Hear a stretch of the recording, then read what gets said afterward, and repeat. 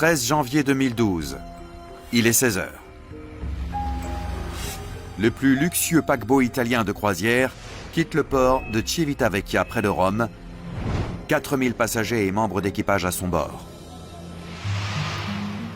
Le capitaine Francesco Schettino est à la barre du Costa Concordia qui entame son 7e jour de croisière autour de la Méditerranée.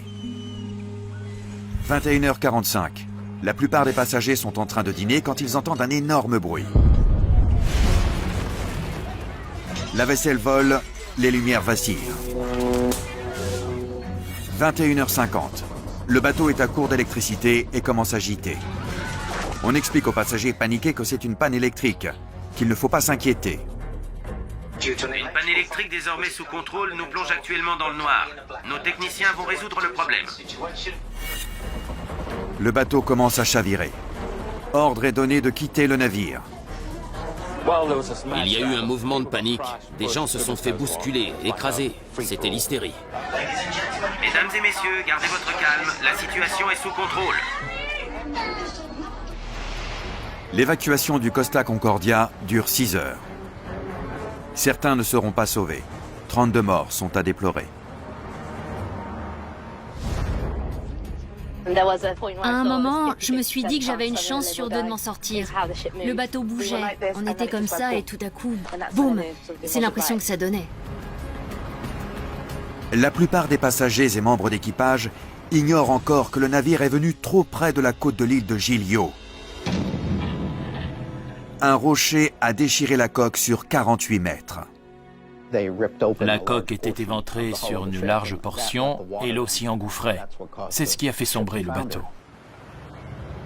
Comme tous les navires, le Costa Concordia avait des compartiments étanches conçus pour le maintenir à flot. Le compartiment étanche est un élément clé dans la construction d'un navire. Ce n'est pas un morceau de métal creux. Il est divisé en plusieurs segments. Citerne pour le carburant, réservoir d'eau de mer ou ballast.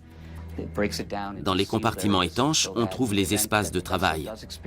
En cas de voie d'eau, ils resteront dans des zones distinctes. Malheureusement, les compartiments inondés sont trop nombreux. Un bateau est conçu pour supporter 2 ou 3 compartiments endommagés, mais pas sur toute la longueur du navire.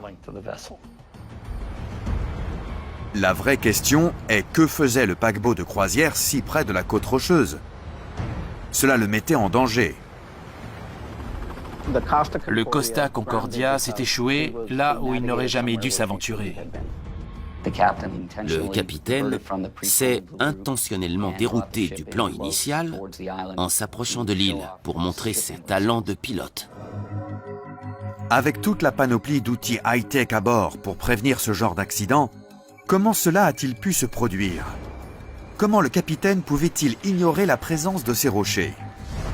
Le capitaine Rick Como de l'Institut marine de Rhode Island nous indique les aides à la navigation utilisées ou pas cette nuit-là. Bienvenue dans l'un des simulateurs de l'Institut maritime. C'est la reconstitution d'une timonerie. C'est un site d'entraînement, mais aussi de recherche et de développement. Vous voyez ici l'itinéraire de navigation d'un navire. Et la ligne rouge foncée, ici, représente la route que le navire devrait suivre.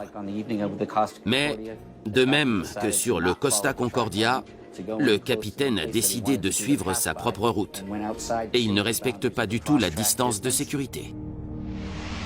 Le capitaine est sorti de sa route et il va maintenant prendre un mauvais repère sur l'île en manœuvrant le navire.